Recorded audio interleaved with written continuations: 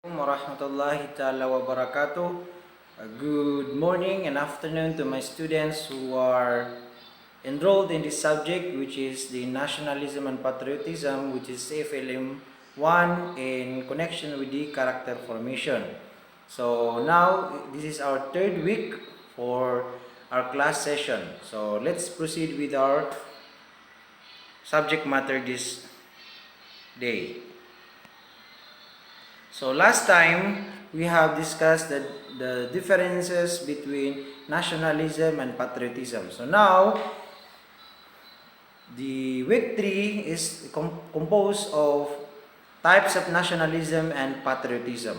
Okay. So I am hoping everyone to view and watch this video blog or video presentation so that you may have enough knowledge for this subject. So, what are the type of nationalism rather? So, if there are things that I may say which is ambiguous to you, so please direct message me in my social media accounts para may tanong ninyo at saka maayos natin. So, ang una sa types of nationalism. So, alam naman natin ang nationalism. So, civic nationalism. So, what do you mean by civic nationalism? So, in its definition, it is the form of nationalism in which the state derives political legitimacy from the active participation of its citizenry. So, ibig sabihin, ito ay form ng nationalism kung saan ang Estado ay nakarely doon sa political legitimacy na nanggagaling sa citizenry o sa mga mamamayan. So, ibig sabihin, yun ang ibig sabihin ng civic nationalism. Yung the way kung paano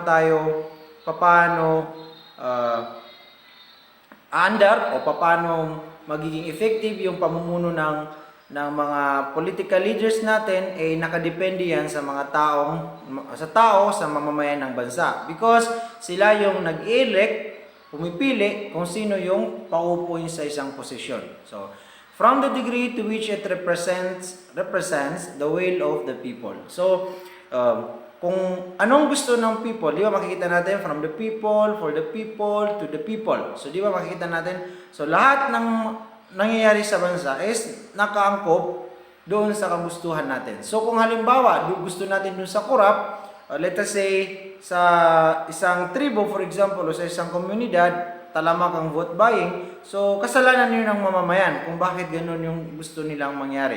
Let us say, hindi epektibo yung pamumuno ng kanilang pinili dahil unang-una is mayroong corruption na nangyari noong election pa lang. So, that is what we call civic nationalism. So, yung pagtutulungan ng citizenry, ng mamamayan para may taguyod yung political legitimacy noong pagpapatatag ng political career ng isang estado.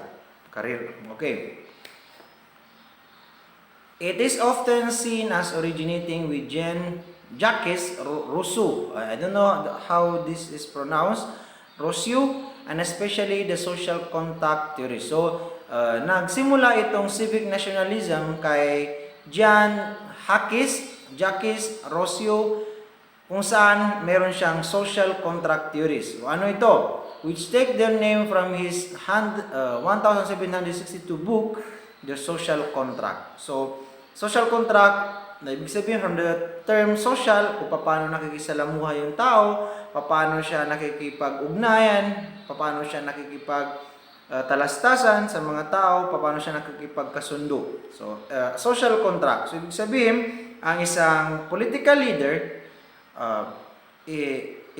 maitatalaga lamang siya o ma-elect siya sa isang posisyon kung yung kagustuhan ng mamamayan na magandang development sa infrastructure, let us say, sa lahat ng establishment, sa healthcare, sa lahat-lahat, kung naayon sa kagustuhan ng mamamayan. So, ito ay social contract. Okay. I hope you are with me.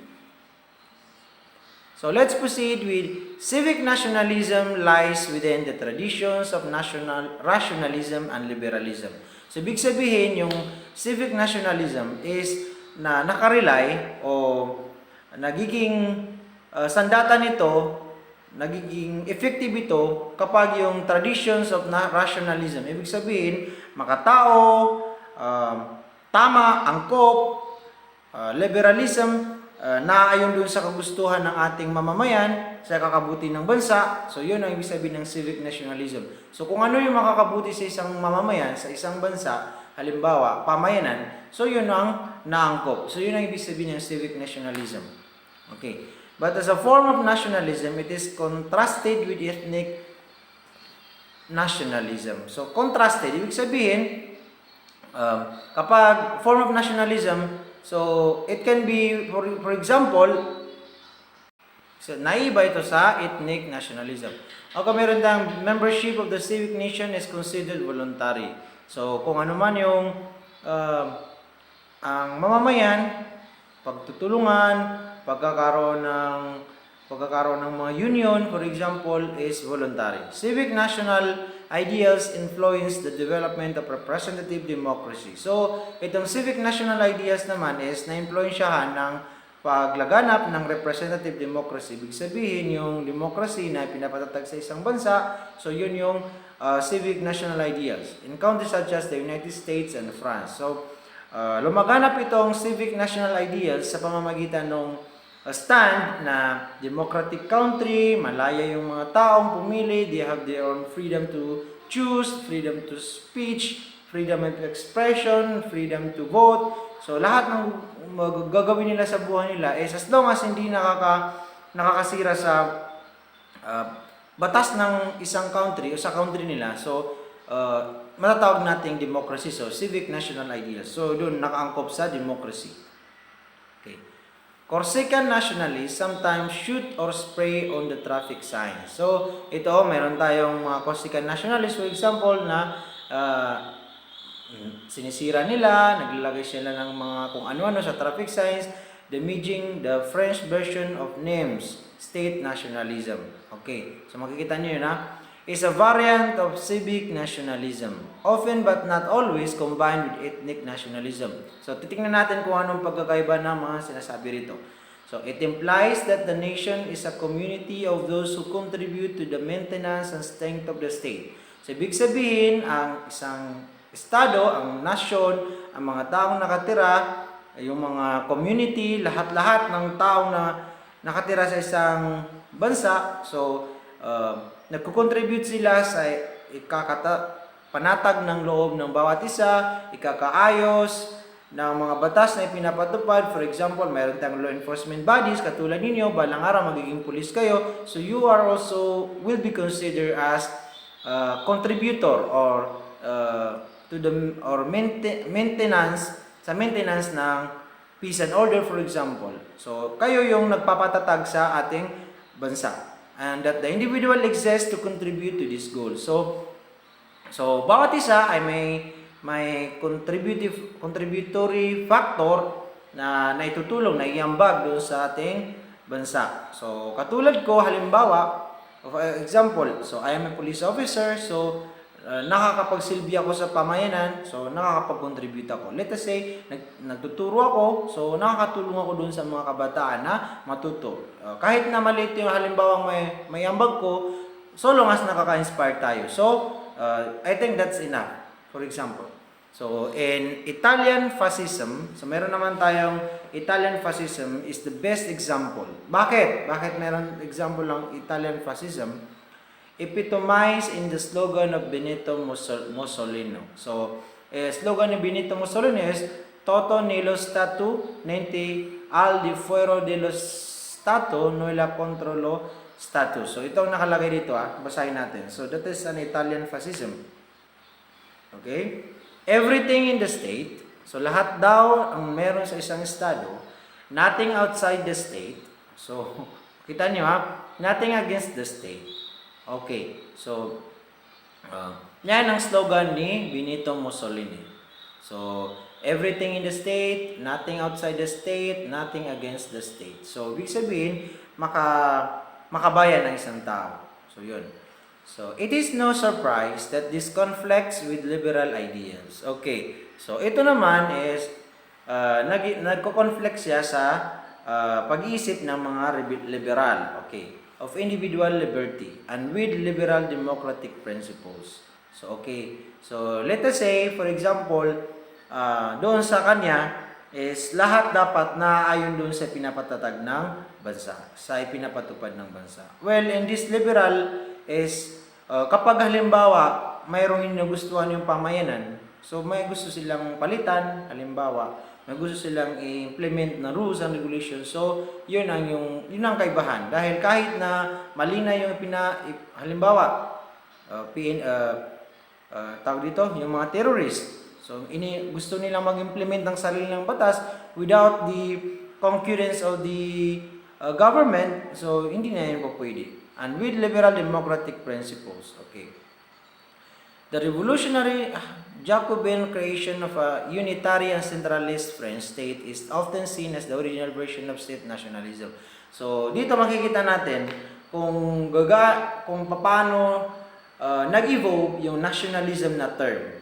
Nahihirapan pa tayo, bakit pumupunta pa tayo dito sa mga historical background ng nationalism. So, tandaan natin, pinag-aaralan natin ito para malaman natin kung ano nga ba yung mga nag-evolve na pamamaraan ng pagmamahal sa bayan, pagpapatatag ng isang organisasyon, pagpapatatag ng isang estado, at pakikiayon ng community at saka ng government sa isa't isa. Okay. So, mayroon din tayong Francois, Spain is also an example of state nationalism. So, marami to, napakalawak ng pag-aaralan natin nitong mga ano. So, however, the term state nationalism is often used in conflict between nationalisms. So ginagamit yung state nationalism na nagko-conflict doon sa nationalisms. And especially where a secessionist, so halimbawa may mga secessionist tayo. Halimbawa, tawag dito, New NPA, New People's Army, di ba? Movement. Confront an established nation state. Halimbawa, BIFF, di ba? ISIS. So, sila yung mga halimbawa sa ating estado kung saan mayroon silang sariling patakaran na gustong implement. Okay. The state secessionists speak of state nationalism to discredit the legitimacy of the largest state, since state nationalism is perceived as less authentic and less democratic. So, ang kabuuan, ang buod nito, ang pagmamahal sa bayan, pagiging nationalism is kinakailangan yung government at saka yung mamamayan ay nagtutugma ng ideals, aspirations, dreams, at saka doon sa mga pinapatupad is dapat magkasama silang gumagawa niyan. Di ba? So, dapat gina-consider ng ating state yung present scenario, present situation na meron ang isang bansa bago ito mag-implement. Di ba meron tayong halimbawa, maggagawa tayo ng isang batas. So, meron tayong awareness, may educational awareness na ito yung bagong batas, itong makakabuti sa atin. Di ba? So, at the end of your tenure as a criminology students, so makikita ninyo kung gaano kalawak yung criminology profession, kung paano nagiging applied science yung criminology. So, ano-ano yung makakabuti at hindi makakabuti sa atin. Ano-ano yung mga theories na pwedeng maging daan para lalo tayong mapamahal sa ating bansa. Although we are Islamically speaking or religiously speaking, we are Muslims, we are Bangsamoro. So, we are still part of the Philippines. So, we must consider that we are Filipinos. So, dito, pinag-aaralan natin ito para maintindihan natin kung paano lumaganap yung nationalism na word entire the globe. So, meron din tayong Flemish separatist. Okay, Belgian, pumunta na tayo doon. Okay. So,